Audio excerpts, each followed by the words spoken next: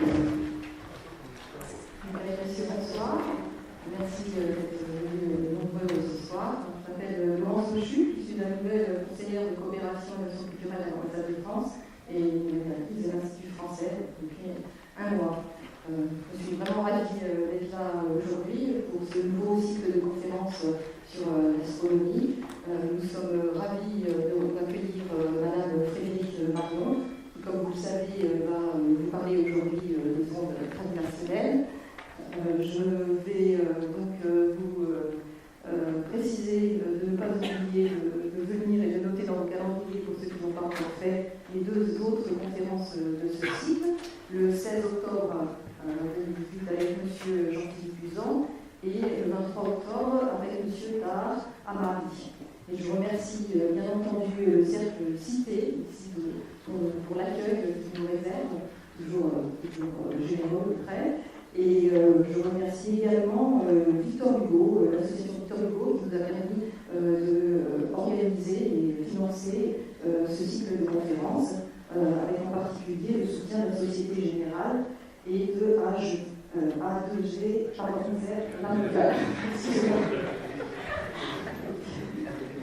je ne vais pas monopoliser la parole, parce que j'imagine que vous êtes très impatient d'écouter Madame Frédérique Marion. Je vais lui laisser la parole sans attendre. Une bonne conférence. Merci. Est-ce qu'on m'entend bien? Oui, j'ai l'impression que ça va. Ben écoutez, moi je suis absolument ravie d'être là ce soir et vraiment je remercie l'Institut français pour l'invitation et puis pour l'accueil chaleureux. Je suis vraiment enchantée de découvrir Luxembourg et puis surtout je suis ravie de votre présence ici ce soir pour entendre parler des ondes gravitationnelles. Donc c'est une découverte qui est récente, puisqu'elle date de 2015. Donc je vais essayer de vous expliquer de quoi il retourne et pourquoi c'est si important pour nous autres physiciens. Donc avec un sous-titre, un nouveau messager pour déchiffrer l'univers. Donc on va voir tout ça. Alors avant d'introduire les ondes gravitationnelles proprement dit, j'aime bien commencer en parlant un petit peu de gravitation, puisque dans le gravitationnel on trouve gravitation, et ça permet un peu de situer le cadre et le contexte. Alors pour nous les physiciens, la gravitation c'est une des 4 forces qu'on trouve dans la nature. Alors on dit force ou on dit interaction, et il se trouve que c'est de loin l'interaction qui est la moins intense des 4. Alors ça, pour illustrer ça, on peut prendre 2 électrons, par exemple, qui, du fait de leur charge électrique, ressentent une répulsion électromagnétique et qui, du fait de leur masse, ressentent une attraction gravitationnelle. Quand on compare l'intensité de la force électromagnétique et la force gravitationnelle, on se rend compte que l'interaction électromagnétique, elle est plus de 42 ordres de grandeur, plus intense que l'attraction gravitationnelle. Donc ça veut dire que à l'échelle des particules, à l'échelle de l'infiniment petit, la gravitation, elle va jouer absolument aucun rôle. Et ça, c'est un petit peu paradoxal pour nous, parce que finalement, c'est la seule des 4 forces qu'on trouve dans la nature qu'on ressente directement, puisque c'est elle qui est responsable de la pesanteur et qui nous tient les pieds sur terre. Mais plus généralement, en fait, la gravitation, c'est vraiment elle qui va gouverner à plus grande échelle dans l'univers. C'est à cause de la gravitation que la masse a tendance à s'assembler pour former des planètes ou des étoiles. C'est la gravitation qui assure la stabilité des systèmes planétaires, comme notre système solaire. Et plus généralement, c'est en raison de l'attraction gravitationnelle que les étoiles vont avoir tendance à se regrouper au sein de galaxies, ou que les galaxies ont tendance à se regrouper pour former des amas de galaxies. Donc c'est vraiment elle qui structure l'univers à grande échelle. Alors maintenant, si on parle non seulement de gravitation, mais théorie de la gravitation, donc là on va en trouver 2, en fait, la théorie classique de la gravitation et la théorie moderne. Alors la théorie classique, c'est celle qu'on doit à Newton. Et dans la vision classique de Newton, on a un espace plat, un temps qui est absolu, et l'espace et le temps sont indépendants l'un de l'autre. Et la gravitation, elle s'exprime comme une action à distance instantanée, Avec cette formule, je pense qu'on a tous croisé à un moment donné ou à un autre au lycée. Donc entre deux objets de masse M1 et M2, ben on a une force d'attraction qui est proportionnelle à chacune des deux masses et qui varie inversement proportionnellement au carré de la distance entre les masses. Donc ça, c'est la vision classique, et la vision moderne en fait est très différente. Donc la théorie moderne de la gravitation, c'est celle qu'on appelle la relativité générale, donc c'est celle qu'on doit à Einstein au début du XXe siècle. Et en fait, Einstein, pour élaborer cette théorie, il est parti d'un constat qui est que la masse, ça représente deux choses qui ont a priori rien à voir. La masse, c'est d'une part la charge gravitationnelle, c'est ce qui caractérise la capacité des objets à ressentir l'attraction gravitationnelle ou non, mais c'est aussi une mesure de l'inertie.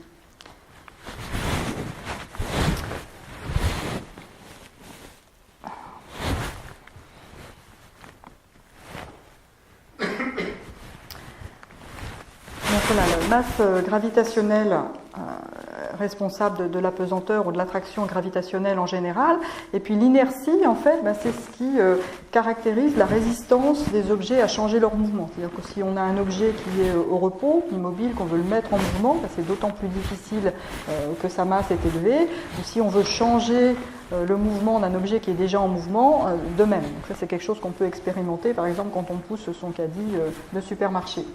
Et il se trouve que ces deux masses, gravitationnelle et inertielle, elles sont numériquement identiques. Et ça, c'est pas du tout évident a priori. Et ça a conduit Einstein à se dire que finalement, la gravitation et les forces d'inertie avaient peut-être à voir l'une avec l'autre. Et donc, ça l'a conduit à proposer une théorie de la gravitation qui est géométrique. Donc on a un espace et un temps qui deviennent liés et qui deviennent dynamiques, et la gravitation émerge comme une propriété géométrique de cet espace-temps. Alors la manière dont ça fonctionne, ça on résume ça souvent en citant la phrase du physicien américain John Wheeler, qui dit que l'espace va dire à la matière comment elle doit se déplacer, et la matière va dire à l'espace comment il doit se courber. Il y a une petite animation pour illustrer ça ici. Donc dans cette vision, donc un objet massif comme une planète ou une étoile va courber l'espace autour d'elle, et c'est cette courbure qui va faire que les autres masses vont ressentir l'attraction gravitationnelle de ce corps. D'accord ? Alors, ce genre de visualisation, ça aide à comprendre comment ça fonctionne. C'est qu'une astuce de visualisation. Dans ce qu'on voit ici, l'espace a été réduit à 2 dimensions, d'accord, comme un plan, et on utilise la 3e dimension pour visualiser la courbure de l'espace. Dans la réalité, l'espace, il n'a pas 2 dimensions, il en a 3, d'accord, et la courbure, elle vient par-dessus. Évidemment, notre esprit n'arrive pas à se le représenter, donc c'est pour ça qu'on représente les choses de cette manière-là. Il faut garder à l'esprit les limites de la chose.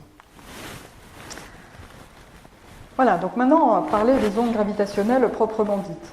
Donc, un des aspects les plus fascinants dans cette théorie géométrique de la gravitation d'Einstein, c'est que quand on a des masses qui bougent, des masses qui se déplacent, ça va engendrer des vibrations dans la courbure de l'espace-temps. Donc là, l'analogie qu'on utilise souvent, c'est celle du caillou qu'on jette dans le lac et qui va engendrer des vagues à la surface de l'eau qui vont se propager. Donc là, c'est un petit peu le même genre de phénomène, sauf que ce qui vibre, c'est l'espace lui-même.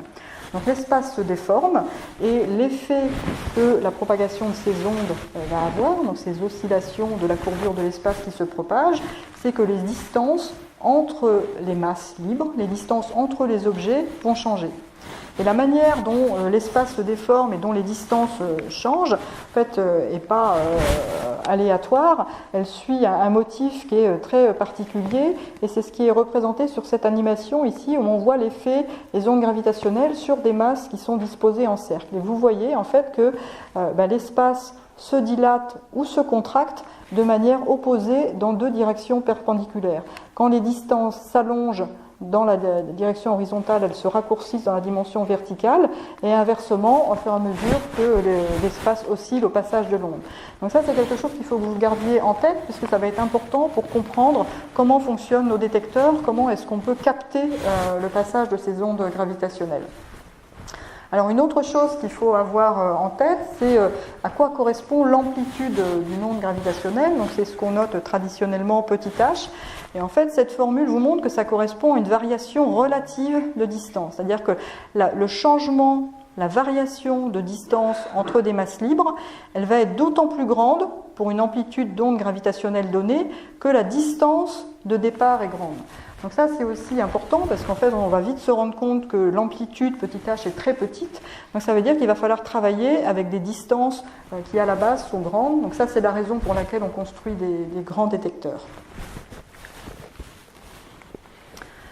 Alors maintenant, donc on a vu ce que sont ces ondes gravitationnelles. Maintenant, on peut se poser la question de comment est-ce qu'on crée des ondes gravitationnelles. Alors d'une certaine manière, c'est assez facile, puisqu'en fait, il suffit de bouger des masses d'une manière, disons, pas trop symétrique. Donc c'est pour ça qu'ici, on va trouver l'énergie non symétrique d'un système.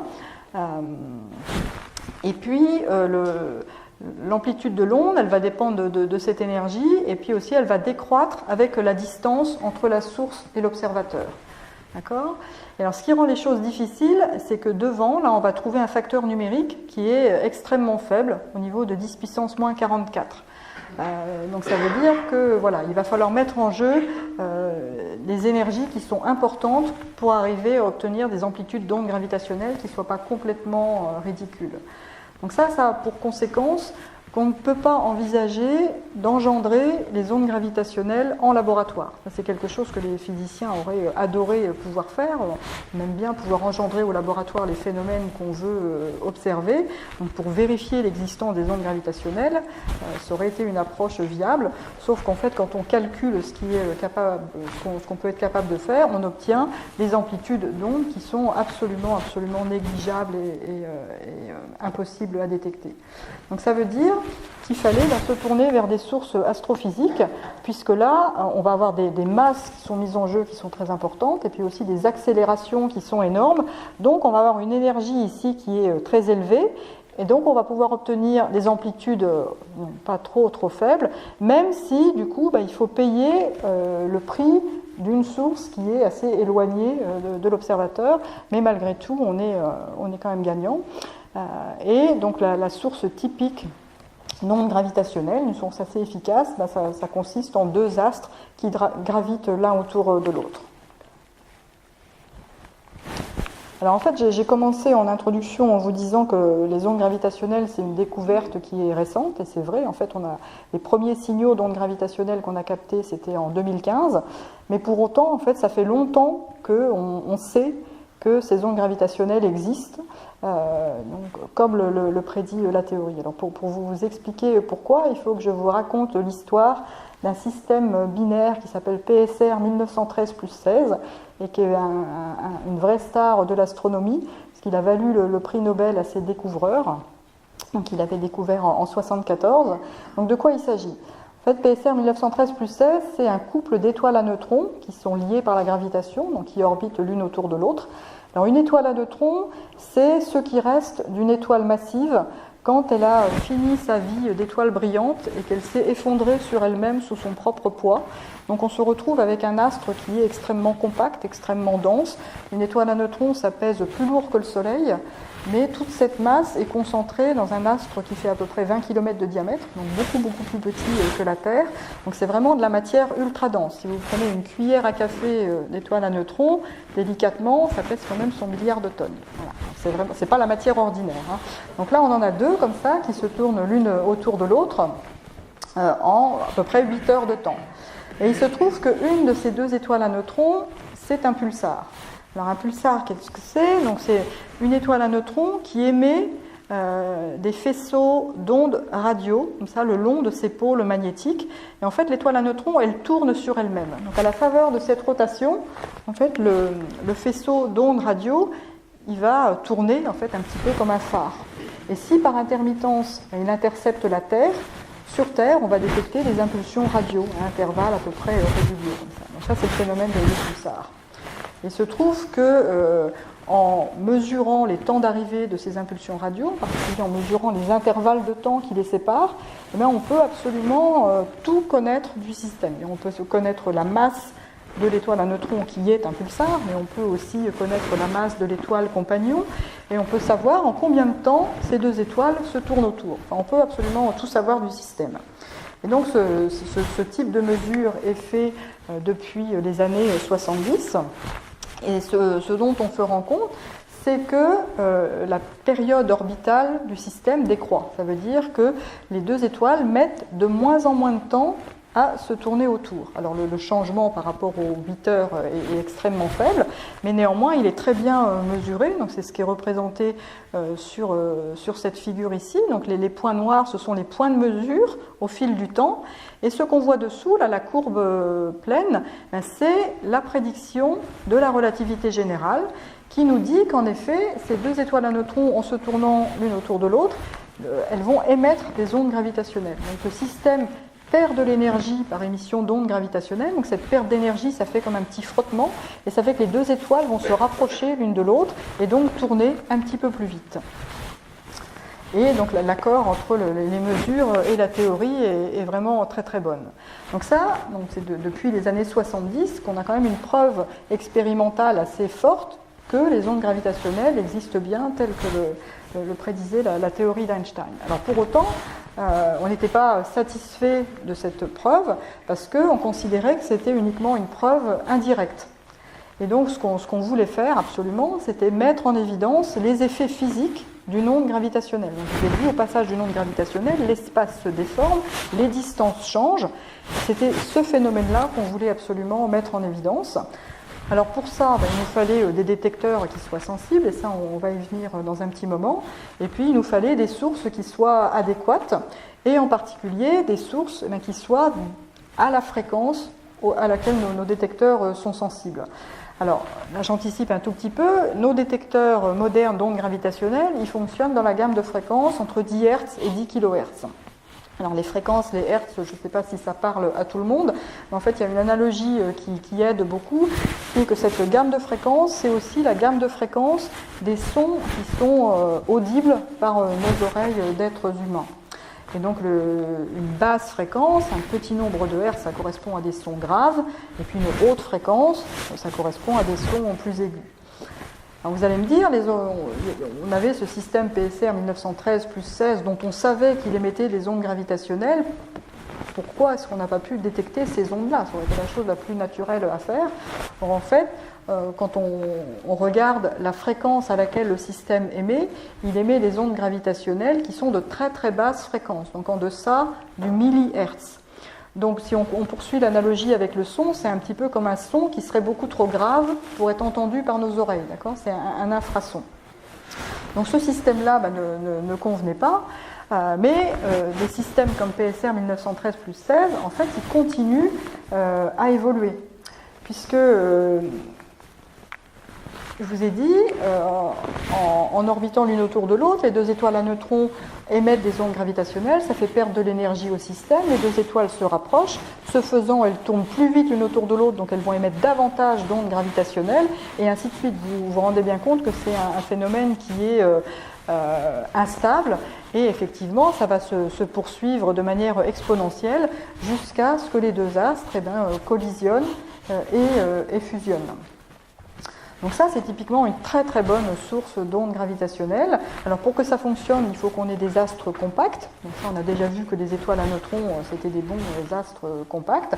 Mais ça peut aussi être des trous noirs. Et on verra tout à l'heure qu'effectivement, les premières sources d'ondes gravitationnelles détectées, ça correspondait à des coalescences de trous noirs. Donc ce phénomène, donc en particulier les derniers instants avant la collision et la fusion, où les ondes gravitationnelles deviennent de plus en plus intenses, là on est dans une gamme de fréquences qui correspond à la gamme de fréquences de nos détecteurs, et pendant un très court instant ou quelques secondes, le signal est détectable par nos détecteurs. Alors on a une bonne source d'ondes gravitationnelles. Ce qui rend les choses difficiles, c'est que ce type de phénomène, ces coalescences, c'est quelque chose qui est très rare. À l'échelle d'une galaxie comme la nôtre, donc la Voie lactée, ça se produit à peu près quelques dizaines de fois par million d'années. Donc ça vous dit d'emblée que pour avoir une chance d'observer quelque chose, il fallait être capable de sonder un grand nombre de galaxies en même temps. Donc avoir des détecteurs qui soient capables de voir loin, de détecter des sources lointaines, justement pour pouvoir sonder un grand volume d'univers. Alors si on considère des sources qui sont lointaines, il faut regarder en termes d'amplitude d'onde gravitationnelle à quoi ça correspond. Donc si on prend par exemple une coalescence d'étoiles à neutrons qui se trouverait à 100 millions d'années-lumière, on se rend compte que l'amplitude de l'onde qu'on pouvait espérer, c'était de l'ordre de 10 puissance moins 22. Donc ça correspond, souvenez-vous, à la variation relative de distance entre les masses. Donc c'est vraiment quelque chose d'infime. Donc ces deux choses-là, la rareté et puis le côté très ténu de l'onde, ça faisait vraiment la difficulté de l'entreprise. En revanche, il y avait une chose sur laquelle on savait qu'on pouvait s'appuyer, qui était qu'on savait ce qu'on cherchait, puisque le signal d'onde gravitationnelle émis dans ce phénomène de coalescence, il peut être calculé précisément en utilisant les équations de la théorie de la relativité générale. Je trouve que c'est un signal qui est assez caractéristique. Donc vous le voyez ici représenté en fonction du temps, donc l'amplitude de l'onde gravitationnelle en fonction du temps, et on voit très clairement ce phénomène où l'onde devient de plus en plus intense à mesure qu'on approche de la coalescence. Puis on voit aussi les oscillations qui deviennent de plus en plus rapprochées. Donc ça correspond à la fréquence de l'onde qui augmente avec le temps. Donc on a un signal caractéristique avec à la fois l'amplitude et la fréquence qui augmentent avec le temps. Donc à l'œil, c'est assez visible, mais vous allez voir qu'à l'oreille, c'est encore plus caractéristique. Donc, si le son veut bien marcher, je vais essayer de vous faire... voilà. Alors c'est pas très gentil de rire parce que nous on a rêvé d'entendre ça pendant des décennies, toutes les nuits. Voilà. Donc ça c'est notre son de coalescence d'étoiles à neutrons. Alors juste, donc, ce qu'on a entendu là, c'était pas un vrai signal, c'était un signal simulé par ordinateur. Et tout à l'heure on écoutera les vrais qu'on a vraiment détectés. Et puis je voudrais surtout aussi qu'il n'y ait pas de confusion, parce que j'utilise beaucoup cette analogie avec le son. Il faut que ce soit bien clair que les ondes gravitationnelles, ce n'est pas du tout des ondes sonores. D'accord ? Ce sont deux phénomènes physiques qui sont complètement différents. Les ondes gravitationnelles, elles se propagent dans le vide, ce n'est pas du tout le cas des ondes sonores, donc ça n'a rien à voir. C'est juste que la fréquence des ondes gravitationnelles qui nous intéressent, là, elles correspondent aux fréquences qu'on peut entendre. Donc on peut prendre le signal, prendre la sortie du détecteur et puis brancher ça sur un haut-parleur et convertir le signal en son. D'accord ?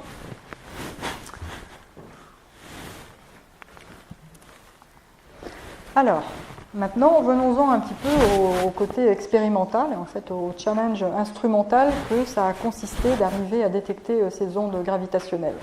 Donc voilà, la difficulté, c'est résumé dans ce chiffre. L'amplitude de l'onde qu'on peut espérer recevoir sur Terre, c'est au niveau 10 puissance moins 21, 10 puissance moins 22. Donc vraiment tout petit. Alors tellement faible que pendant longtemps, en fait, donc la prédiction d'Einstein, elle remonte au début du XXe siècle. Pendant à peu près un demi-siècle, les physiciens ont pensé que jamais ce serait possible. En fait, n'ont même pas essayé de détecter les ondes gravitationnelles parce que ça semblait hors d'atteinte. Puis au bout d'un certain temps, ils ont commencé à essayer. Alors au début avec des détecteurs un peu, assez différents, ce qu'on appelait les barres résonantes. Et puis maintenant avec les détecteurs modernes, donc qui sont des détecteurs interférométriques. Donc ont commencé à être conçus et construits il y a plus de 25 ans maintenant. Donc là j'ai une petite animation pour vous expliquer comment ça fonctionne. Donc à la base on utilise un interféromètre de Michelson. Donc dans un interféromètre de Michelson, en fait on a une source de lumière laser ici qu'on envoie sur un miroir semi-réfléchissant, donc ce qu'on appelle une lame séparatrice, qui va réfléchir la moitié de la lumière et qui va transmettre l'autre moitié de la lumière.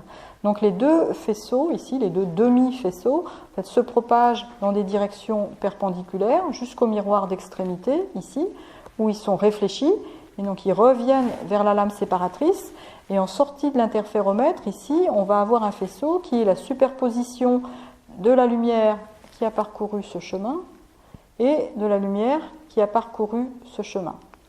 Et il se trouve que la lumière est elle-même une onde, donc ici on va avoir un phénomène d'interférence, c'est-à-dire que l'intensité lumineuse du faisceau ici en sortie va dépendre du chemin parcouru par chacun des faisceaux dans les deux bras. Donc voilà, cet espace entre la lame séparatrice et les miroirs, on appelle ça les bras de l'interféromètre, c'est vraiment du jargon. Alors si vous vous souvenez, ce qu'on a dit tout à l'heure, en fait, au passage d'une onde gravitationnelle, les distances changent de manière assez caractéristique, dans le sens où lorsque les distances s'allongent dans une direction, elles se raccourcissent dans l'autre, et donc ça change la longueur des bras de manière différente dans les deux directions horizontales et verticales ici. Et donc ça va changer l'intensité lumineuse. Chacun des deux faisceaux, ça se comporte comme une vague, et suivant que les deux vagues s'additionnent pour faire plus de lumière ou au contraire ont tendance à se compenser, on va avoir une intensité lumineuse plus ou moins importante ici en sortie de l'interféromètre. Donc vous voyez qu'on a vraiment un bon capteur pour repérer le passage d'une onde gravitationnelle.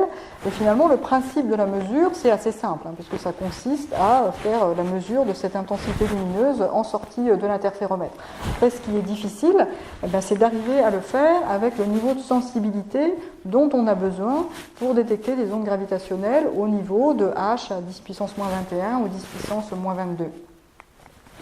Alors, on ne va pas avoir le temps de rentrer dans le détail de toutes les astuces qu'il faut mettre en œuvre pour faire fonctionner ces détecteurs, mais je vais quand même essayer de vous donner quelques notions des genres de choses contre lesquelles on se bat.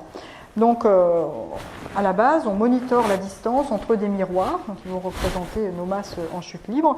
Donc, il va falloir que nos miroirs ils soient eux-mêmes aussi immobiles que possible, parce que sinon, évidemment, on va avoir des signaux parasites qui vont masquer complètement tout passage d'une onde gravitationnelle. Or, ce n'est pas complètement évident d'avoir des miroirs qui sont parfaitement immobiles. Le bruit acoustique, par exemple, le son ambiant pourrait faire vibrer les miroirs plus que les niveaux qu'on a atteints. Aussi le bruit d'origine sismique. Alors quand on dit sismique, souvent on pense au tremblement de terre, mais en fait, même indépendamment des tremblements de terre, le sol, la terre vibre en permanence, simplement parce qu'on marche ou parce qu'il y a des voitures, des camions qui circulent pas très loin. Donc c'est pas énorme comme déplacement, c'est typiquement au niveau d'1 micron. Mais par rapport aux effets qu'on cherche à mettre en évidence, c'est beaucoup, beaucoup plus grand. Donc il va falloir isoler nos miroirs des perturbations sismiques pour les avoir aussi immobiles que possible. Alors maintenant, si on suppose qu'on a réussi à avoir des miroirs qui soient quasiment parfaitement immobiles, il va falloir se préoccuper de la qualité de la mesure, la qualité de l'interférométrie, pour qu'on n'ait pas de bruit de mesure qui masquerait un signal d'onde gravitationnelle. Donc pour ça, il va falloir avoir un laser qui soit extrêmement stable en amplitude et en fréquence. On va le faire circuler dans le vide pour qu'il ne soit pas perturbé par les perturbations de l'air. Et puis, il va falloir aussi se battre contre une source de bruit assez particulière, dont je voudrais vous dire un petit mot, qui est ce qu'on appelle le bruit de photons. Alors ça, c'est assez fondamental comme limitation, puisque, je vous ai dit, le principe de la mesure, c'est de mesurer une intensité lumineuse du faisceau en sortie de l'interféromètre de Michelson. Et je vous ai dit tout à l'heure, la lumière, elle se comporte comme une onde, d'où ce phénomène d'interférence plus ou moins constructive. Alors ça c'est vrai, la lumière se comporte comme une onde, mais la lumière, elle se comporte aussi comme des particules. Ces particules de lumière, ce sont des photons. Et donc, mesurer une intensité lumineuse, ça revient à compter le nombre de photons dans le faisceau. Or, les photons, ce sont des particules qui sont quantiques et qui ne se laissent pas dénombrer exactement. Donc, il y a une incertitude fondamentale. On ne peut jamais savoir exactement combien il y en a. Quand on les compte, on en trouve plus ou moins avec une incertitude de mesure qui est fondamentale et qui est due à la nature quantique du photon. Alors, ça, c'est pas quelque chose qu'on peut éliminer. Par contre, on va pouvoir mettre en œuvre des astuces pour amplifier le signal d'onde gravitationnelle par rapport à ce bruit de mesure lié au comptage des photons. Donc, c'est pour ça que sur ce schéma, la configuration optique, elle est plus compliquée que sur la vidéo de l'animation de l'interféromètre de Michelson qu'on a regardé juste avant. On a par exemple des miroirs supplémentaires, là, dans les bras, qui vont faire en sorte que la lumière, en fait, elle va faire plusieurs fois l'aller-retour le long des bras pour accumuler l'effet de l'onde gravitationnelle et amplifier le signal par rapport au bruit de photons. De la même manière, on a un miroir supplémentaire ici qui va permettre de renvoyer la lumière dans l'interféromètre, d'augmenter l'intensité lumineuse et donc de la même façon d'augmenter le rapport signal sur bruit. Alors maintenant, je voudrais essayer de vous montrer quelques photos pour que vous ayez une petite idée de à quoi ça ressemble en pratique, ces grands détecteurs. Donc en commençant par nos miroirs, qui sont vraiment les pièces maîtresses au cœur de l'instrument. Donc par exemple, ici vous avez un miroir du détecteur Virgo, ici un miroir du détecteur LIGO. Donc vous voyez que ce sont des miroirs qui sont relativement grands hein, quand on la compare à la taille des personnes qui les manipulent là. En fait, ce que vous ne voyez pas, probablement, c'est que ce sont des miroirs. Peut-être vous vous demandez pourquoi je vous parle de miroirs en vous montrant des choses qui ont l'air de blocs de verre bêtement transparents. En fait, c'est parce que ce ne sont pas des miroirs pour la lumière visible, ce sont des miroirs, et des miroirs quasiment parfaits, pour la lumière infrarouge de notre faisceau laser. Et donc ces miroirs, ils sont vraiment de très très bonne qualité. Il faut qu'ils soient capables de réfléchir le faisceau à peu près 10 000 fois sans qu'il y ait des pertes ou sans que le faisceau soit déformé. Donc vous voyez qu'il y a aussi des procédures particulières, hein, il faut les garder absolument propres, donc c'est pour ça qu'ils sont manipulés en salle blanche avec des gens qui sont déguisés un peu comme des chirurgiens, hein, pour qu'il n'y ait pas de poussière qui aille sur les miroirs. Et donc pour les rendre miroirs, donc on part déjà de blocs de verre qui sont de très très bonne qualité, et pour les rendre miroirs, on dépose sur le verre quelques couches atomiques, et ce traitement de surface, il est fait dans un laboratoire lyonnais en France, pour l'ensemble des miroirs de tous les détecteurs interférométriques au monde. Alors ces miroirs, je vous ai dit, il va falloir les isoler sismiquement. Hein. Donc on utilise diverses techniques. En fait là, le principe, c'est un petit peu le même principe que les suspensions dans la voiture. Vous isolez des chaos de la route. Alors sauf que nous, en fait, pour isoler nos miroirs, on va les suspendre comme des pendules, en fait. Donc là, ça marche parce que au-delà d'une certaine fréquence, en fait, si le sommet du pendule ici bouge, ce mouvement, il va être transmis de manière très atténuée au miroir qui est suspendu dessous. Et en fait, on n'a pas un pendule comme ça, mais on a un pendule suspendu à un pendule, suspendu à un pendule, suspendu à un pendule, etc. Donc on a toute une chaîne de pendules en cascade comme ça qui vont vraiment accumuler les effets de filtrage, et ça va faire qu'en haut, ça peut bouger, et en bas, le miroir, il va être quasiment immobile. Donc ça fait des suspensions qui sont relativement hautes. Hein. Vous avez la photo de celle de Virgo ici qui fait à peu près 10 mètres de haut. Et puis donc, ces miroirs suspendus, on va les placer sous vide hein, pour s'affranchir du bruit acoustique, pour garder les miroirs propres, pour ne pas avoir de problème de perturbation de l'air sur le faisceau laser. Donc en fait, de l'extérieur, on voit surtout ces grandes enceintes à vide dans lesquelles vont se trouver les miroirs. Et puis les faisceaux laser, ils vont circuler à l'intérieur de ces tubes de plusieurs kilomètres de long. Donc voilà à quoi ça ressemble en pratique. Alors ces détecteurs, actuellement, on en a 3 grands. Donc par grand, je veux dire plusieurs kilomètres de long. Donc on a les 2 détecteurs américains, donc les 2 détecteurs LIGO, donc sur le site de Hanford au nord-ouest des États-Unis et sur le site de Livingston en Louisiane. Donc ces 2-là font 4 km de long chacun. Et puis, donc en Europe, en Italie, on a le détecteur Virgo, donc qui est celui sur lequel les équipes françaises sont plus directement impliquées, donc avec des bras de 3 km de long. Alors ces détecteurs, en fait, ce sont à chaque fois des grandes collaborations internationales qui les ont construits et qui les font fonctionner et qui analysent les données. Donc la collaboration autour de LIGO, donc elle est centrée sur les États-Unis, mais elle inclut aussi beaucoup de groupes qui sont dans plein de pays partout dans le monde. Et puis Virgo, ça a démarré comme un projet franco-italien, et puis de nos jours, c'est soutenu par une collaboration qui est plus largement européenne. Et en fait, ces 2 collaborations autour de Virgo et autour de LIGO se rejoignent aussi pour former une grande collaboration pour travailler tous ensemble. Donc ça, on reviendra plus tard sur les raisons pour lesquelles on travaille ensemble. Et donc depuis 2007, on a décidé de partager nos données et de les analyser conjointement. Alors ces détecteurs, on a commencé à les construire dans les années 90. Ils ont commencé à prendre des données, c'est-à-dire à observer, se mettre à l'écoute de possibles sources d'ondes gravitationnelles dans les années 2000. Et il s'est trouvé que la première génération d'instruments n'a pas pu détecter de signal d'onde gravitationnelle parce que les détecteurs n'étaient pas encore tout à fait assez sensibles pour ça. Donc, du coup, on a tout démonté et recommencé de scratch pour construire de nouveaux détecteurs, donc des détecteurs avancés ou de deuxième génération, plus sensibles. Et c'est avec ces détecteurs de deuxième génération qu'on a pu faire les premières détections de signaux d'ondes gravitationnelles. Donc là, je vais vous présenter le tout premier, donc, qui a été détecté le 14 septembre 2015. Donc on l'appelle GW150914, donc GW pour Gravitational Wave, et puis la date au format anglo-saxon.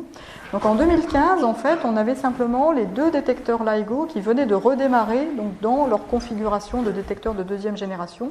On était encore en train de travailler sur le détecteur Virgo, donc il n'avait pas redémarré. Donc on avait seulement deux instruments. Et ces deux instruments, le 14 septembre, ont reçu le même signal. Donc c'est ce que je vais vous faire entendre maintenant. Donc vous allez voir que c'est assez différent par rapport à ce qu'on a écouté tout à l'heure.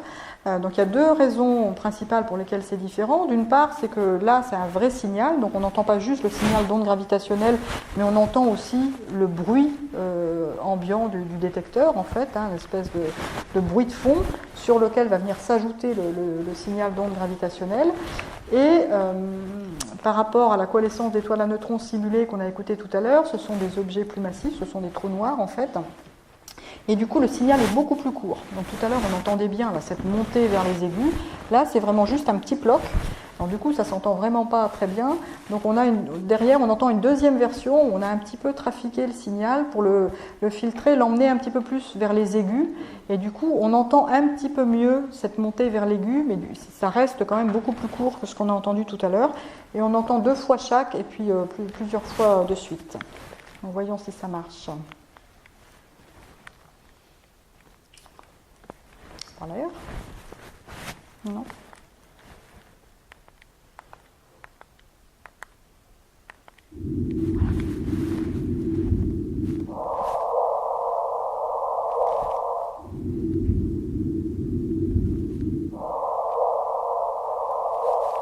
Est-ce que vous l'avez entendu ?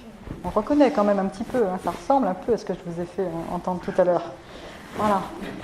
Donc ça, c'était à l'oreille. Maintenant, on va regarder un peu plus en détail comment il se présentait ce tout premier signal qu'on a capté. Donc ce que vous avez là, en fait, c'est une vraie figure qui a été publiée dans l'article scientifique qu'on a publié pour annoncer la découverte. Mais vous allez voir que ce n'est pas si compliqué que ça de voir ce qui est représenté sur cette figure. Donc on va commencer avec les deux panneaux du haut, en fait, qui montrent le signal tel qu'il a été reçu dans chacun des deux détecteurs LIGO. En fait, on se rend compte qu'on a eu le même signal avec juste un petit décalage temporel de 7 millisecondes. Alors vous voyez que le signal, il est un petit peu bruité, parce que au signal d'onde gravitationnelle s'ajoute le bruit de mesure qui est propre à chaque détecteur. Néanmoins, on voit quand même bien ces oscillations là, qui sont assez typiques d'objets qui orbitent l'un autour de l'autre avant de fusionner. Donc ça, c'est encore plus évident quand on regarde dans le plan temps-fréquence. Donc c'est ce qu'on a ici dans les panneaux du bas. En fait, on a le temps qui augmente de gauche à droite, là sur l'axe horizontal, et puis la fréquence qui augmente de bas en haut sur l'axe vertical. Et les couleurs représentent l'intensité du signal.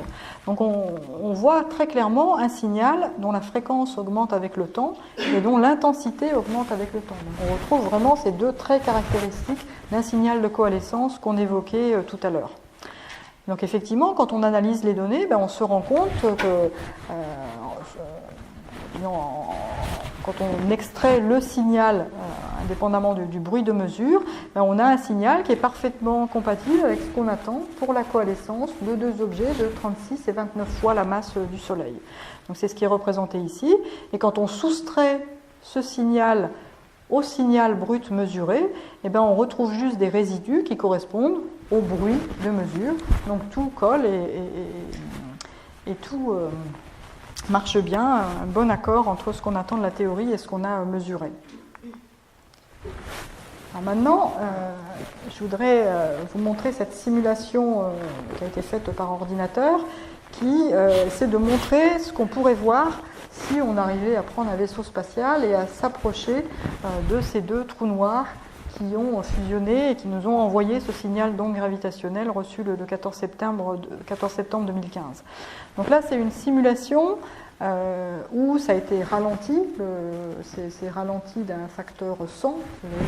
Le signal qui a été reçu, il est vraiment extrêmement court, hein, c'est une fraction de seconde. Donc là, ça se passe au ralenti.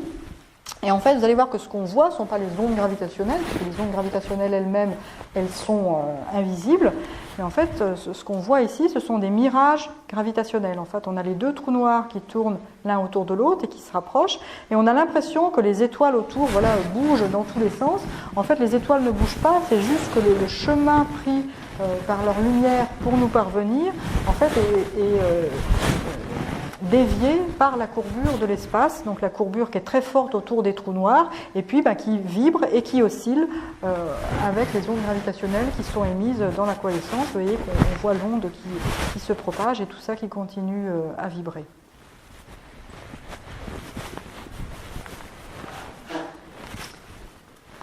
Maintenant, je voudrais vous donner quelques chiffres à propos de ce premier signal, GW150914, parce que je trouve que c'est assez impressionnant. Donc, par exemple, si on regarde l'amplitude de l'onde au maximum du signal, juste avant la fin, juste avant la collision et la fusion, on se rend compte que ce qu'on a reçu, c'était au maximum 10 puissance moins 21. Donc, le signal, il a été détecté dans les deux LIGO, qui font chacun 4 km de long. Donc ça veut dire que ces 4 km, pendant une fraction de seconde, ils ont changé au niveau de 4 10 puissance moins 18 mètres. Donc ça, je ne sais pas si c'est un ordre de grandeur qui vous parle, mais c'est vraiment tout petit. C'est au niveau du milliardième de la taille d'un atome, et c'est même 1000 ou 10 000 fois plus petit qu'un proton, donc le plus petit noyau du plus petit, le noyau du plus petit atome.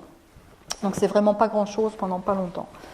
En revanche, la source, elle était relativement lointaine, puisqu'on peut reconstruire que cette coalescence de trous noirs, elle a eu lieu à peu près 1,3 milliard d'années-lumière.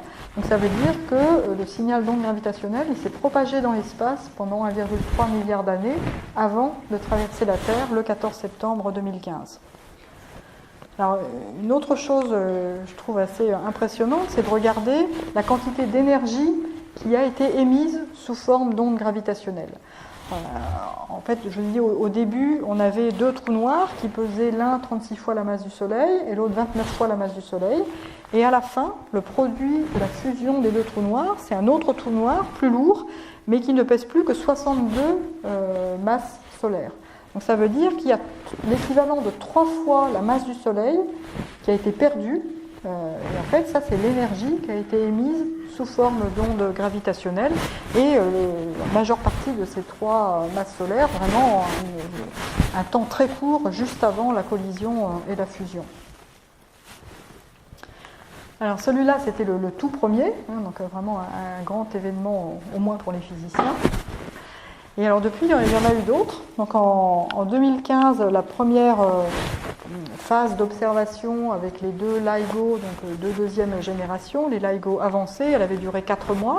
Donc dans ces 4 mois, on a observé 3 signaux, donc à chaque fois des coalescences de trous noirs. Ensuite, on s'est arrêté pour continuer à améliorer les instruments. Et puis en 2017, on a eu une deuxième période d'observation, on appelle O2. Donc là, on n'a pas terminé d'analyser les données. Donc on n'a pas encore publié tous les signaux d'ondes gravitationnelles qui s'y trouvent, mais on en a déjà publié 4. Et sur ces 4, on a à nouveau 3 fusions de trous noirs et un autre, donc d'un type différent, donc une coalescence d'étoiles à neutrons. Donc ça, c'était aussi très très important. Donc je vous raconterai l'histoire un tout petit peu plus tard. Mais d'abord, je voudrais parler un petit peu de ce qu'on fait avec ces signaux d'ondes gravitationnelles. Donc pour nous, je vous ai dit, c'était très important d'arriver à mettre en évidence voilà, directement l'effet physique d'une onde gravitationnelle. Ça nous permettait de vérifier finalement cette dernière prédiction de la théorie d'Einstein qui résistait encore un peu à l'expérimentation. Mais ça ne s'arrête pas là en fait. D'une part, on va pouvoir utiliser les ondes gravitationnelles pour tester notre compréhension de la gravitation, vraiment vérifier qu'on arrive à rendre compte de ces phénomènes très violents où les effets gravitationnels sont très intenses, bien avec la théorie, voir si ça correspond aux choses qui sont mesurées. Alors, les tests de la gravitation, c'est qu'on pouvait déjà le faire depuis longtemps dans d'autres circonstances. Par exemple, on peut tester la gravitation dans le système solaire. Mais si on regarde la vitesse des planètes dans le système solaire et qu'on la compare à la vitesse de la lumière, on se rend compte que c'est vraiment petit, c'est au niveau de 10 puissance moins 5. On peut aussi tester la gravitation dans des systèmes binaires d'étoiles à neutrons avec un pulsar, là, un petit peu comme le PSR 1913 plus 16. Donc là, on a des objets compacts qui sont proches l'un de l'autre, donc les vitesses sont plus importantes que dans le système solaire, mais malgré tout, par rapport à la vitesse de la lumière, c'est au niveau du millième. Donc ça reste assez faible. En revanche, dans ces coalescences de trous noirs qui sont observées avec les ondes gravitationnelles, les vitesses des trous noirs juste avant de collisionner et de fusionner, c'est vraiment gigantesque. La vitesse des trous noirs commence à approcher la vitesse de la lumière. Donc ça veut dire qu'on a vraiment des effets gravitationnels, des champs gravitationnels qui sont très intenses et que tous les effets particuliers non linéaires de la théorie de la relativité vont se manifester vraiment clairement dans ces systèmes-là. Ils sont des très bons laboratoires pour vérifier qu'on arrive à rendre compte de ce qu'on observe. Alors pour l'instant, ça a l'air de coller. Bon, en même temps, on ne mesure pas toutes ces choses-là avec une précision infinie encore, et puis on n'a pas beaucoup de statistiques, on n'a détecté que quelques événements, mais voilà, à l'avenir, on espère bien pouvoir creuser ça de manière de plus en plus fine. Donc ça, c'est un des aspects, disons, un type de motivation pour mesurer les ondes gravitationnelles. Là, on s'intéresse vraiment aux ondes gravitationnelles pour elles-mêmes. Mais ce n'est pas tout. En fait, on veut aussi, avec les ondes gravitationnelles, faire de l'astrophysique. Donc là, on s'y intéresse plus pour elles-mêmes, mais pour ce qu'elles peuvent nous apprendre sur les sources, sur ces phénomènes extrêmement violents où elles sont engendrées. Alors par exemple, qu'est-ce qu'on a appris avec ces premiers signaux ? Déjà, c'est la première observation directe de trous noirs. Les trous noirs, jusqu'à présent, on les voyait de manière indirecte à travers l'effet qu'ils avaient sur la matière autour d'eux. Là, pour la première fois, on les observe directement et on s'est rendu compte qu'il y avait des trous noirs de masse stellaire qui étaient relativement lourds, plus de 25 fois la masse du Soleil. Ça, c'était un petit peu une surprise pour les collègues astrophysiciens. On a pu aussi vérifier que la nature forme effectivement des systèmes binaires de trous noirs. C'est quelque chose auquel on s'attendait, mais dont on n'était pas sûr. Donc maintenant, on a pu le vérifier. Même si on ne sait pas encore par quel mécanisme ils se forment exactement, mais on espère qu'avec les ondes gravitationnelles, on pourra répondre à cette question-là. Et puis on sait que ces systèmes évoluent jusqu'à la coalescence et que ce type de phénomène, finalement, se produit pas si rarement que ça. Alors, pour finir, maintenant, je voudrais vous raconter notre mois d'août à l'IRDH. Je ne sais pas ce que vous avez fait, si vous êtes parti en vacances au mois d'août 2017. Moi, je ne suis pas partie en vacances et j'ai bien fait, parce que ça a été vraiment un festival. Alors, ce qui s'est passé déjà, c'est que le détecteur Virgo a recommencé à fonctionner. Donc, on avait fini de le transformer en détecteur de deuxième génération. Et donc, il a pu rejoindre les deux LIGO pour la fin de cette deuxième période d'observation qu'on a eue en 2017, qui a duré jusqu'à la fin du mois d'août. Donc là, on a vraiment rejoint juste sur la fin. Pour le dernier mois, on était déjà très contents. On espérait que peut-être on pourrait détecter des signaux d'ondes gravitationnelles. Et finalement, on a été très gâtés, puisque le 14 août, on a eu à nouveau une coalescence de trous noirs, mais qui était la première qui avait été détectée, non pas avec 2 détecteurs, mais avec 3 détecteurs. Et on va voir dans un instant pourquoi est-ce que c'est aussi important. Et puis 3 jours après, donc GW 170817, à nouveau une coalescence, mais cette fois-ci d'étoiles à neutrons, pas de trous noirs. Donc voilà, une autre découverte, nouveau type de source, et d'autant plus importante que, autant quand on a une coalescence de trous noirs, on ne s'attend pas à avoir de la lumière, mais quand on a une coalescence d'étoiles à neutrons, là on s'attend à ce que le phénomène soit visible aussi dans le spectre électromagnétique, donc avec les moyens traditionnels de l'astronomie. Alors pour ça, encore faut-il être capable de localiser la source dans le ciel et d'indiquer à nos collègues astronomes où est-ce qu'il faut regarder. Et c'est là que c'est vraiment absolument crucial de travailler en réseau et d'avoir plusieurs détecteurs d'ondes gravitationnelles. Parce qu'un détecteur seul ne peut pas remonter à la source du signal. Parce qu'un détecteur, il est sensible à des signaux qui proviennent d'à peu près toutes les directions. Alors ce n'est pas équivalent dans toutes les directions, il y a des directions qui sont privilégiées.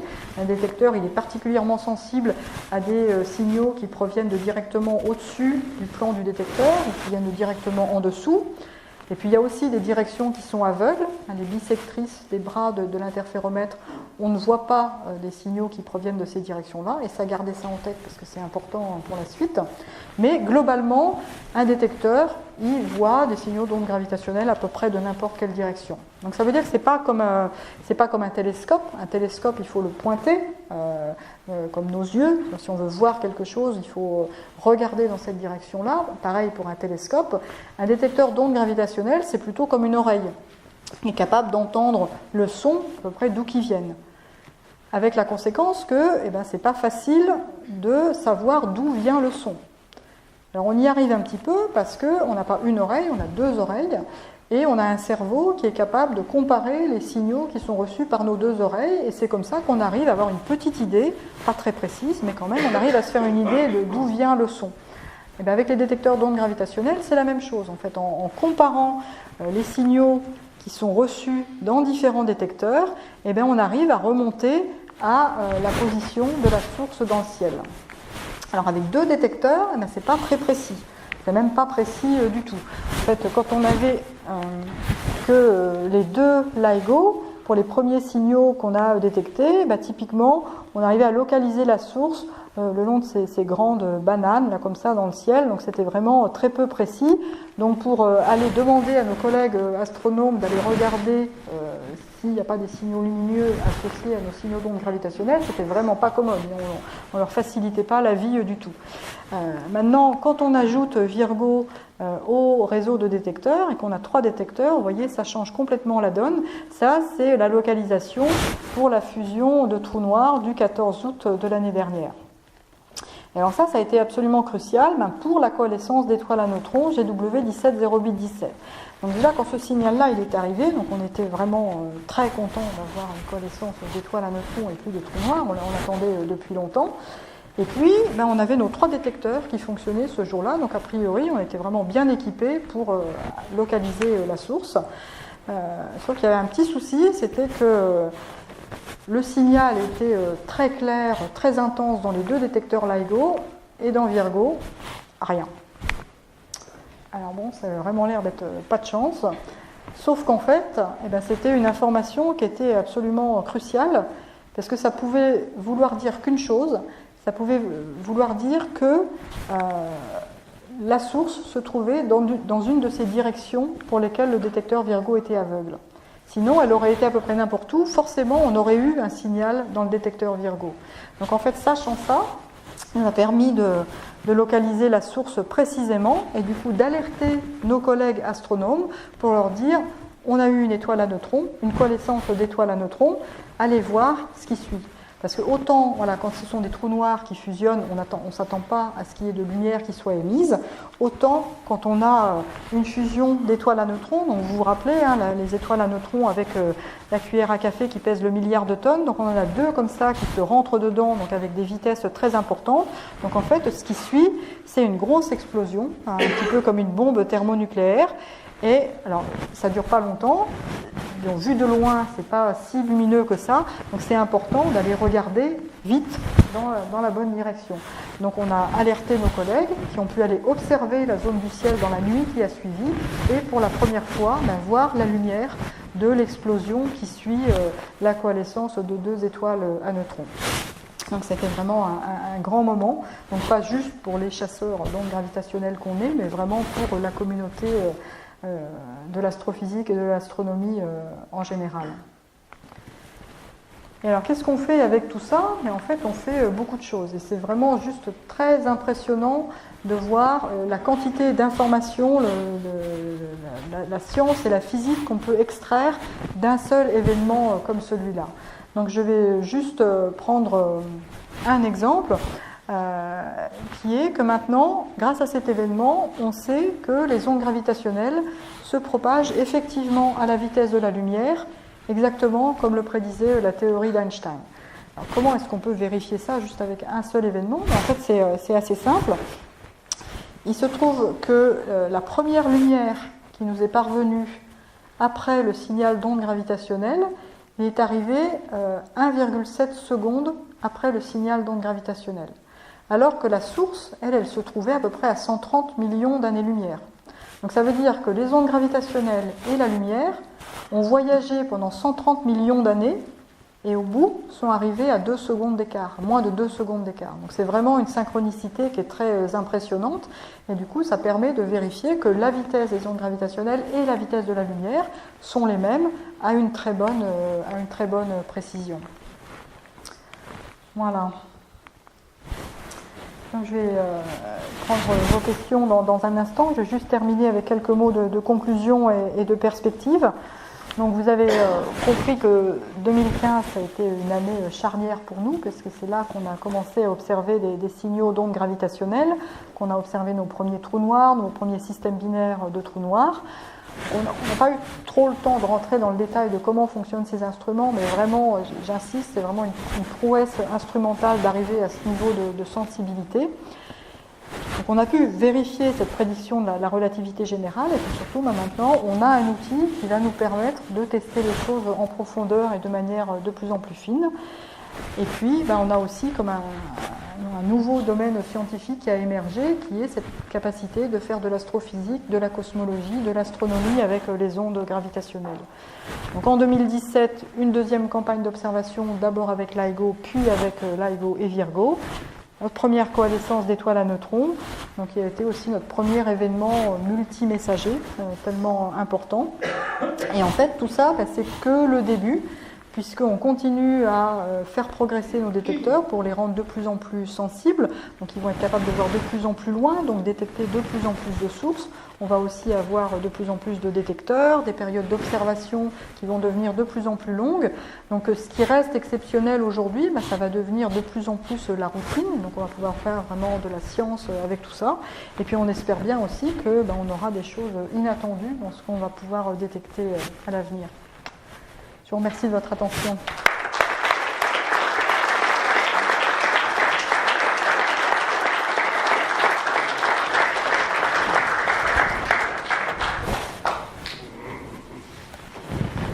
On va passer aux questions. Merci, Madame Marie, de vous exposer. La parole au public. Bonjour et merci pour votre exposé très clair. Est-ce que vous pouvez nous expliquer comment ce que vous détectez sur les ondes gravitationnelles vous permet de mesurer la masse des trous noirs ou des étoiles à neutrons, soit avant, soit après la coalescence? Alors en fait, les paramètres du système sont vraiment encodés dans la forme du signal. Donc, c'est pas ça qu'il faut que je fasse, c'était ça. Voilà. Donc vous voyez, donc là c'est une représentation visuelle des différents signaux qui ont été observés jusqu'à présent. Et donc suivant la masse des objets, ça ne va pas du tout être la même durée du signal tel qu'il passe dans le détecteur, et puis aussi la fréquence à la fin du signal ne va pas être la même. Donc typiquement quand on a un système avec des objets plus lourds, il va être plus efficace à émettre du rayonnement gravitationnel, donc il va évoluer plus vite, donc il va être plus court et se terminer à plus basse fréquence. En revanche, quand on a des astres plus légers, là, comme les étoiles à neutrons, du coup, le signal dure beaucoup plus longtemps et se termine à plus haute fréquence. Donc en analysant précisément l'évolution du signal, on peut mesurer les paramètres, alors avec une certaine incertitude, évidemment, on ne mesure pas ça avec une précision absolue, mais c'est comme ça qu'on peut remonter aux paramètres du système.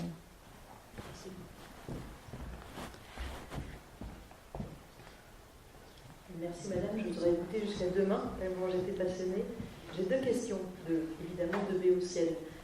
Premièrement, vous avez dit, il me semble, dans une de vos diapositives au départ, que ces phénomènes étaient quand même très rares. Notamment, vous avez dit une dizaine d'observations par galaxie et sur je ne sais plus combien de millions d'années, vous en avez vu 7. Donc est-ce un hasard ou est-ce que les données de départ étaient finalement sous-évaluées? Deuxième question un peu plus futuriste. Finalement, vous avez dû vous affranchir de beaucoup de phénomènes de vibration, de tremblements de terre potentiels, de bruit. Et pourquoi ne pas imaginer dans un futur, je sais pas, 20 ou 30 ans, la construction de ces détecteurs d'ondes gravitationnelles sur d'autres planètes, voire d'autres galaxies, peut-être pas aussi longs que les bras de Higo et Virgo? Question. Merci. Donc, ce sont deux très bonnes questions. Alors, la première, en fait, dont j'ai dit effectivement, à l'échelle d'une galaxie comme la nôtre, c'est très rare. Donc, du coup, tout l'enjeu, c'est d'arriver à avoir des détecteurs suffisamment sensibles pour voir loin, et donc être capable de voir des sources distantes, et donc sonder un grand volume d'univers. Donc, du coup, on ne sonde pas une seule galaxie, on sonde un grand nombre de galaxies. Et voilà, ce qui est rare commence à devenir fréquent, et plus on voit loin, et plus ça devient fréquent.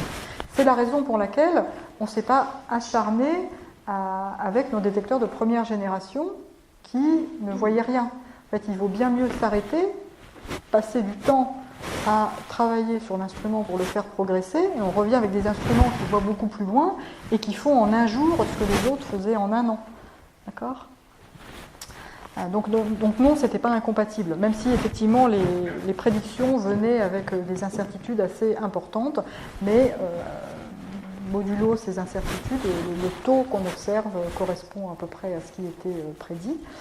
Et donc pour la deuxième question, effectivement, alors c'est pas juste une question d'imagination, il y a un projet d'envoyer un détecteur dans l'espace, en fait, donc l'ESA a le projet d'envoyer donc à l'échelle de 15-20 ans le détecteur LISA dans l'espace.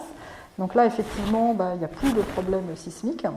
En revanche, il y a d'autres problèmes, et puis c'est un petit peu cher et un petit peu long à développer. Mais pour le coup, là, on n'est plus limité non plus en termes de longueur de bras. Donc au lieu de quelques kilomètres, LISA aura des bras de quelques millions de kilomètres. Alors voilà, ça change les choses, et du coup ça change aussi la gamme de fréquences à laquelle ce détecteur sera sensible. Donc les détecteurs terrestres avec des bras de quelques kilomètres sont sensibles entre 10 Hz et 10 kHz. LISA avec des bras de plusieurs millions de kilomètres sera sensible autour du millihertz. Donc avec du coup un programme de physique qui est vraiment très complémentaire de ce qu'on peut faire avec les détecteurs sur Terre.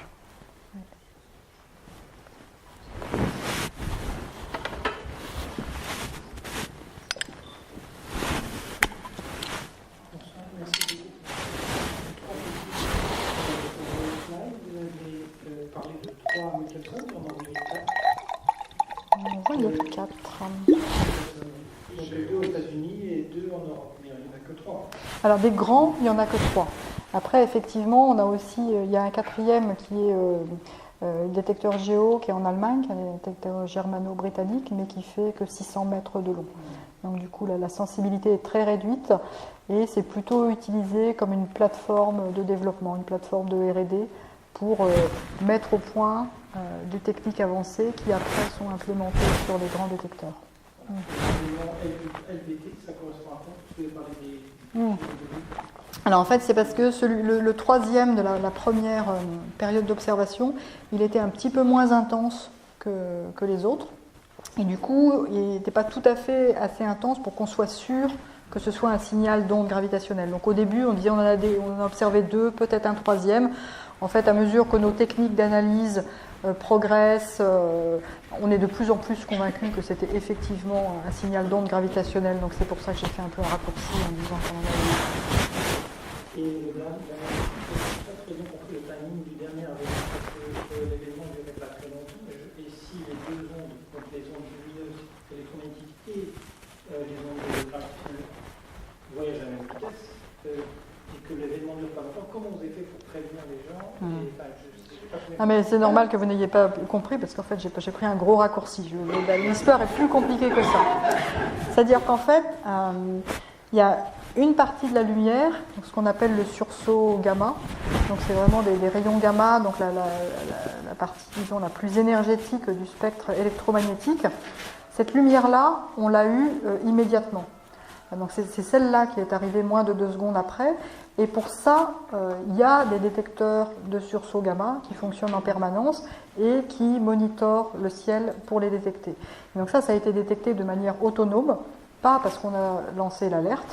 Et donc ça, on a eu l'info tout de suite. Et donc tout de suite, nous, quand on a su, donc on analyse les données de LIGO et Virgo en temps réel. Donc au bout de quelques minutes, on sait qu'on a un signal. Et là, d'emblée, on savait qu'il y avait un signal de sursaut gamma qui était. Donc je ne vous explique pas l'état d'excitation. Une coalescence d'étoiles à neutrons avec un sursaut gamma. Donc une énigme qui durait depuis des décennies. En fait, d'où provenaient ces sursauts gamma courts. On soupçonnait que ça pouvait être lié à des coalescences d'étoiles à neutrons. Pour la première fois, on en avait la preuve. Et après, ce pourquoi il a fallu lancer l'alerte et pointer les télescopes dans cette zone du ciel qu'on avait identifiée, c'est ce qu'on appelle la kilonova. Donc c'est l'image, la lumière de l'explosion, un peu comme une explosion thermonucléaire qui suit la collision des 2 étoiles à neutrons. Donc en fait, il y a plusieurs phénomènes distincts avec un timing propre à chaque fois. Je vous félicite pour ce sujet actuel et pour votre rhétorique parfaite. Première question, c'est sur les athlètes. Comme ils sont à plusieurs millions de kilomètres, ils sont atterrés à la Lune à une certaine distance. La Lune qui est le plus proche à un tel satellite, elle attire plus que l'autre qui est plus loin. Même avec les grandes planètes, on parle ici de très petites distances. Comment vous savez garder la distance des athlètes pour avoir une distance définie? Alors, je ne suis pas sûre d'avoir bien compris. Ce que je crois comprendre dans votre question, c'est comment est-ce qu'on peut se faire une idée. Et avec l'attraction de la Lune et des grandes planètes. Pour Lisa. Alors, pour Lisa. Ah d'accord, ok. Je réponds à une autre question. Donc, déjà, c'est quelque chose qu'il faut qu'on traite déjà pour nos détecteurs terrestres. C'est-à-dire qu'en raison des marées terrestres, donc nos 3 km, là, ils changent. Alors, ils changent très lentement. Voilà. Et puis, c'est quelque chose qu'on peut prédire. Mais du coup, on compense ça. Donc, effectivement, nos miroirs, en fait, on modifie leur position en permanence pour garder l'interféromètre fonctionnel en tenant compte notamment de ces marées terrestres. Alors après, dans l'ISA, en fait, ce qu'il faut, c'est que les masses soient en chute libre. Donc en fait, si elles sont soumises à l'attraction gravitationnelle d'autres corps, en fait, ça, c'est pas très grave.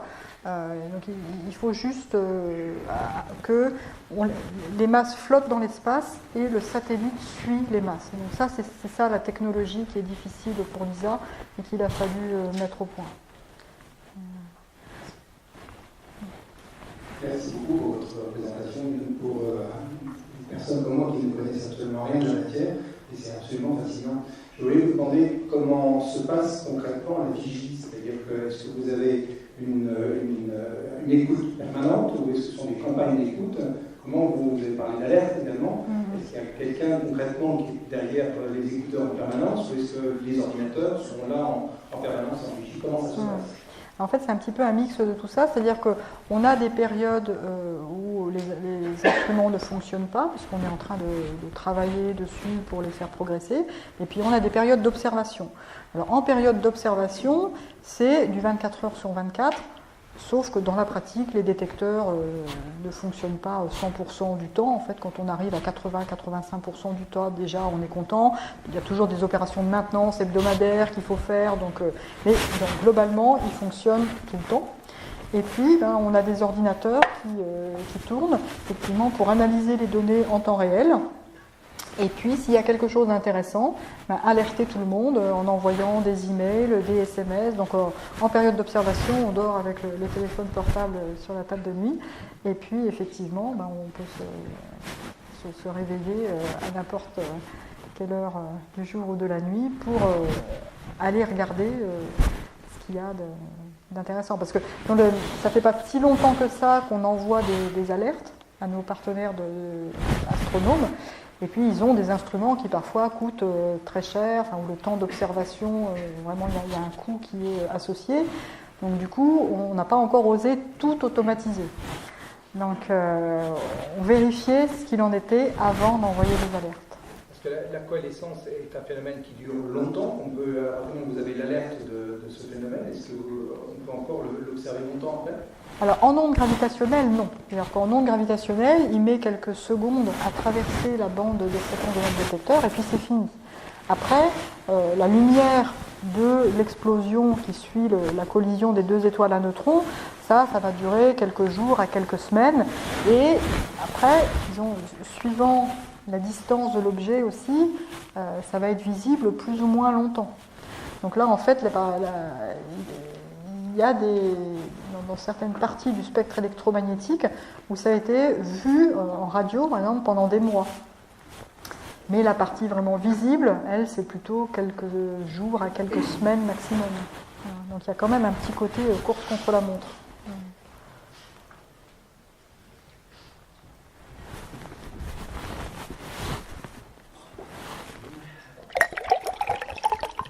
Merci, madame. Je suis un passionné du Big Bang. Est-ce qu'on peut faire un rapport, un rapprochement, un raisonnement entre ces ondes gravitationnelles qui ont été acceptées difficilement, parce que Einstein l'avait bien vu, mais il fallait que vous soyez là aujourd'hui pour le pratiquer, pour le constater. Alors, est-ce qu'il y a un lien, est-ce qu'on peut faire un lien entre ces ondes gravitationnelles, la naissance de ces ondes gravitationnelles au moment du Big Bang? Parce que le Big Bang, pour moi je me passionne pour le Big Bang depuis longtemps. Vous avez le Big Bang, et il y a avant le Big Bang. Je ne me hasarderai pas à parler de avant le Big Bang. Les physiciens ne peuvent rien dire d'avant le Big Bang. On ne peut pas parler, on ne peut pas ignorer avant le Big Bang. Non, mais je peux parler un petit peu d'après, pour vous dire qu'effectivement... Oui, parce que, comme vous le savez, Jean Paul II, avec Einstein, quand il parlait du Big Bang, le Big Bang, Einstein, c'est vous. Mais avant le Big Bang, c'est nous. Voilà, donc moi je ne vais rien dire d'avant, mais en revanche, effectivement, très peu de temps après le Big Bang, on s'attend à ce qu'il y ait des ondes gravitationnelles qui aient été émises, ce qu'on appelle les ondes gravitationnelles primordiales. Et donc ça serait vraiment un rêve de physicien d'arriver à les détecter. C'est relativement peu probable qu'on arrive à le faire avec les détecteurs d'ondes gravitationnelles qu'on a aujourd'hui, ou même dans le futur. En revanche, il y a une autre stratégie pour arriver à mettre en évidence ces ondes gravitationnelles primordiales, qui est de regarder l'empreinte qu'elles peuvent laisser sur le fond diffus cosmologique. Donc là, la lumière fossile de l'univers, donc qui est détectée, ce rayonnement micro-ondes qui est détecté partout dans l'univers. En fait, donc, cette lumière, elle a une propriété qui est la polarisation. Et cette polarisation, en fait, peut garder la trace des ondes gravitationnelles primordiales émises très peu de temps avant le Big Bang. Donc en fait, les expériences actuelles et futures de mesure du fond diffus cosmologique cherchent à mesurer de plus en plus précisément cette propriété dans l'espoir d'arriver à trouver la trace des ondes gravitationnelles primordiales. Et c'est probablement la piste la plus prometteuse que d'espérer les détecter directement. Je suis très intéressé aussi par Stephen Hawking. Il parlait de son dernier bouquin, paix à son âme, dernier bouquin sur les trous noirs. Vous évoquez les trous noirs. Mm-hmm. Est-ce vrai, enfin je pense, la lumière passe à proximité d'un trou noir, elle disparaît. Voilà, effectivement, c'est-à-dire que le trou noir, c'est un astre qui est tellement compact que la courbure autour de... sais pas, on sait pas, voilà, on sait pas vraiment ce que c'est, mais disons, oui, on dit un astre parce que souvent c'est d'anciennes étoiles, etc. Donc c'est quelque chose de massif dans l'espace, donc on va dire un astre, mais donc qui est tellement compact que l'espace est tellement courbé autour que même la lumière n'arrive plus à s'en échapper. Donc n'importe quoi de la matière ou de la lumière qui s'approche plus près du trou noir que l'horizon, en fait, ne ressortira jamais. C'est un peu ce qui définit le trou noir. C'est pas le chemin d'un monde qui nous échappe, ça, le trou noir. Parce que moi, tous les trous noirs, je vous évite. Je pense que vous pouvez dormir tranquille, mais... Je vous remercie beaucoup. Merci. Excusez-moi, je reprends le micro, mais il y a un brillant mathématicien qui est venu il y a 2 ans parler de la conjecture de Poincaré. Et donc, dans sa présentation, il avait dit que la prédiction des ondes gravitationnelles, c'était Poincaré et Lorentz. Donc, pourquoi est-ce que. Enfin, c'est normal de parler d'Einstein, je ne dis pas le contraire, mais finalement, les ondes gravitationnelles avaient été. C'était publié en tout cas. Disons que la théorie de la relativité générale, elle sort pas de rien, ça c'est sûr. Je parlais juste de ce point, enfin des ondes d'Alfred qui ont été. C'est le mathématicien qui citait. Oui, alors bon, moi je ne suis pas historienne des sciences, donc je ne vais pas me lancer dans un grand débat, mais je pense que ça se discute quand même. Parce que ce n'est pas par hasard que c'est attribué à Einstein, même si, encore une fois, les travaux d'Einstein, ils ne sortent pas de nulle part, et ils s'appuient sur des travaux de tout un tas de... Voilà. C'est clairement, en tout cas, pour quelqu'un qui ne connaît pas les sciences, on peut le lire. C'est-à-dire qu'on le trouvera dans les documents de Poincaré, sans comprendre tout ce qui se passe. Oui, parce que tout est mathématique. Voilà.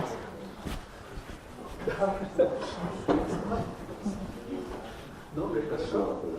C'est très intéressant comme exposé. La question que je me pose est la suivante. Un trou noir, ça absorbe tout. Or, vous venez de dire, génère l'équivalent de 3 soleils. Donc, comment un trou noir peut générer quelque chose? Alors, en fait, là en l'occurrence, c'est même pas tant le trou noir lui-même que vraiment les mouvements des 2 trous noirs. Donc, c'est...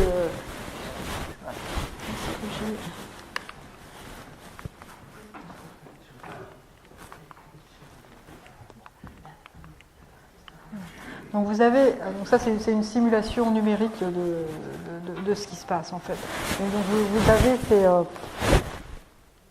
ces 2 objets qui sont très massifs, très compacts, comme ça, qui orbitent l'un autour de l'autre. Vous voyez en fait que l'espace autour il est complètement chamboulé et c'est vraiment l'espace lui-même en fait qui va vibrer. Voilà. On peut s'échapper d'un trou noir. Des ondes gravitationnelles peuvent s'échapper d'un trou noir. Et là, je dis donc là, c'est plutôt le système de trou noir, mais même le trou noir final qui est créé, qui résulte de la fusion des 2 trous noirs, en fait, il va être créé dans un état qui est un petit peu excité, et en fait, lui-même va perdre un peu d'énergie par émission d'ondes gravitationnelles. Donc ça, c'est vraiment une partie subtile à la fin du signal qu'on n'a pas pu mettre en évidence vraiment précisément. On n'a pas encore la sensibilité qui nous permet d'isoler cette partie-là du signal, mais on s'attend à ce qu'à la toute fin du signal, il y a une partie très caractéristique qui correspond aux ondes gravitationnelles qui sont émises par le trou noir qui résulte de la fusion. Qui résulte de la perdue de petite cuillère. Ouais, alors ou quelques-unes, hein, mais. On va clôturer ce dernière question, monsieur Lévy. Merci beaucoup, madame. J'ai appris beaucoup de choses. Cependant, il reste encore une lacune. Vous n'avez pas parlé comment décrire mathématiquement la propagation des ondes gravitationnelles. Est-ce que c'est un peu comme l'équation des corps vibrants ou est-ce que c'est tout faux? C'est un petit peu, enfin, le formalisme ressemble beaucoup aux ondes électromagnétiques. C'est quand même assez. Voilà. Après, je voulais pas non plus gâcher la soirée de tout le monde. Hein.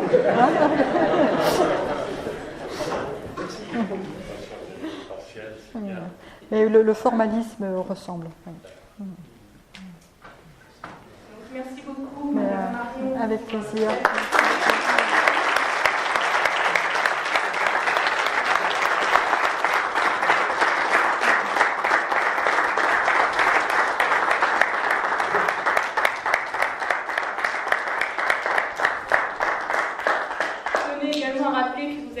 D'argent du CNRS 2017, notamment pour cette découverte également, et Thibaut Damour et Alain Brillet, également 2 chercheurs français, ont reçu la médaille d'or du CNRS.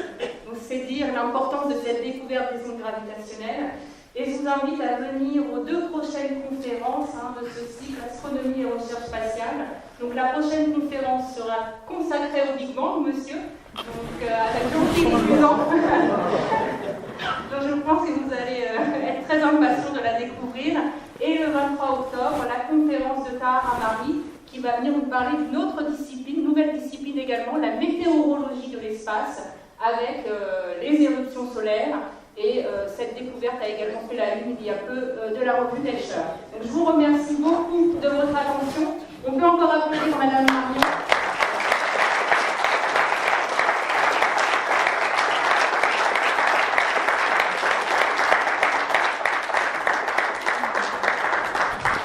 Et enfin, un dernier mot de la fin, je vous invite à découvrir notre nouveau site internet, l'Institut français à Péponneur. On a un nouveau site internet. Vous pouvez découvrir notre agenda, nos événements scientifiques, mais également nos événements culturels, puisque le mois de novembre s'annonce culturel avec 3 spectacles. Une vie sur mesure le 6 novembre, le violoncelle de guerre. Oui, Madame Marion l'a vu. C'est super. Voilà, vous venez le 6 novembre à l'Emelster. Le 12 novembre, dans le cadre des commémorations, le violoncelle de guerre, un concert lecture au Théâtre National de Luxembourg. Et le 23 novembre, nous allons parler d'orthographe avec la convivialité au Kinésion. Voilà.